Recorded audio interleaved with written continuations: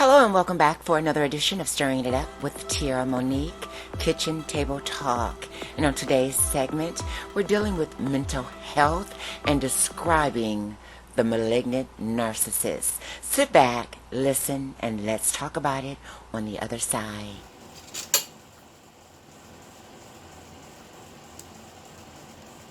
How do you differentiate between malignant narcissism and just sociopathy?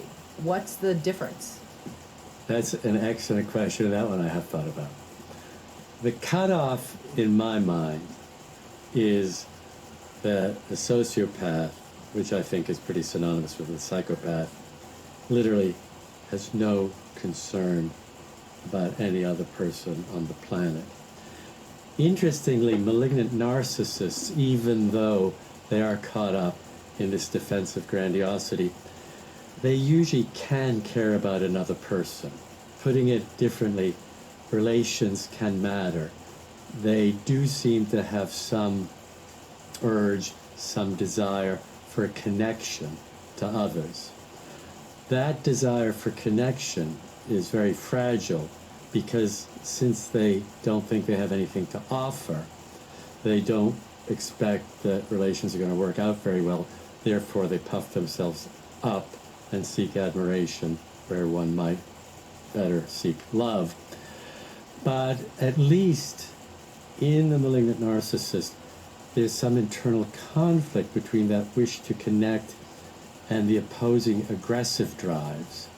That's why there's hope in therapy for the malignant narcissist. You have a conflict to deal with. In the sociopath, there's the aggression, there's the exploitativeness, but it doesn't seem to be combined with any desire to have any kind of emotional connection with anybody else. So you don't have a conflict.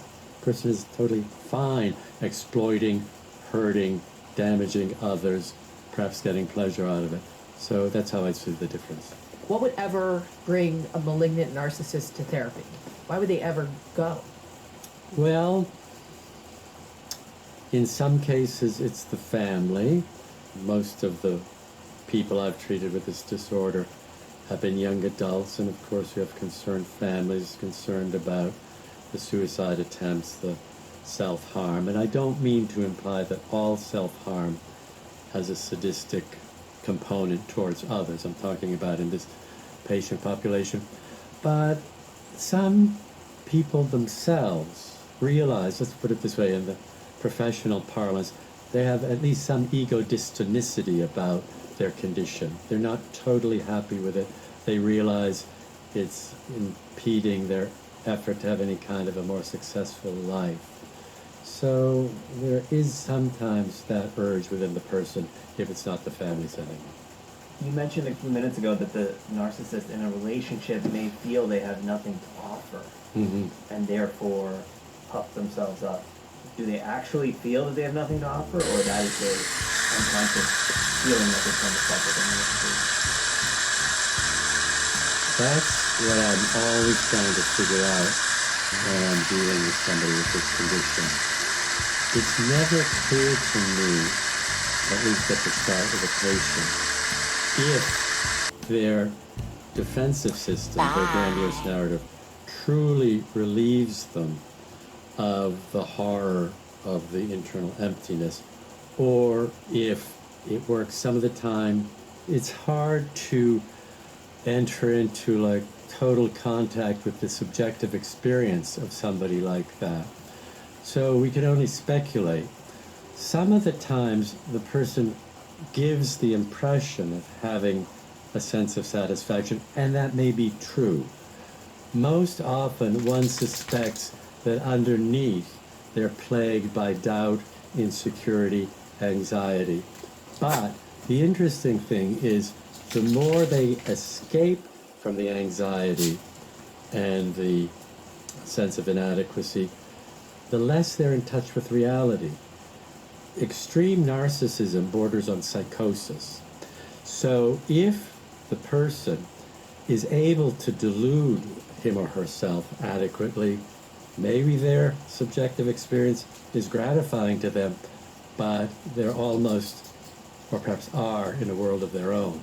There's also a link with substance abuse because the person can't sustain their delusional, grandiose narrative.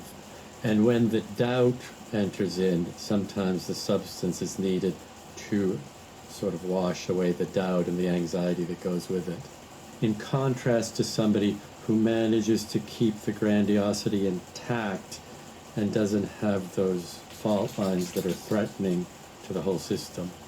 In a significant number of people with substance abuse, these personality disorder issues are not adequately addressed, and if we're to do better with our substance abuse population, we should include assessments for underlying personality disorders. Is there really such a thing as family for someone who's in malignant narcissism? Or Well, if the family is organized to worship and adore the malignant narcissist, there can be some semblance of a family, but it's hard to imagine because the aggression that gets played out would so tear at the family fabric. The only cases I've seen, I would say, would fall into two categories. The people who've come to treatment sometimes come from marriages where the partner has quite a masochistic streak and so will tolerate the kind of things I've been describing, and the children may just have no choice but to stay in the family until they can leave. And I'm happy to say I've seen progress in patients like that and the achievement of relative harmony in the family. The other kind of family is one where everybody is in it for mutual exploitation, where it just seems like the connections are based on exploitation and power grabbing, not anything we would say looked like love and concern and being one big happy family. All right, everyone, that wraps it up for another episode of Stirring It Up with Tierra Monique. So tell us, what do you think? Do you think your president is a malignant narcissist? Leave the comments below. If you enjoyed this video, please don't hesitate to hit the like and subscribe button to become a friend. Until next time, and there will be a next time. Bye.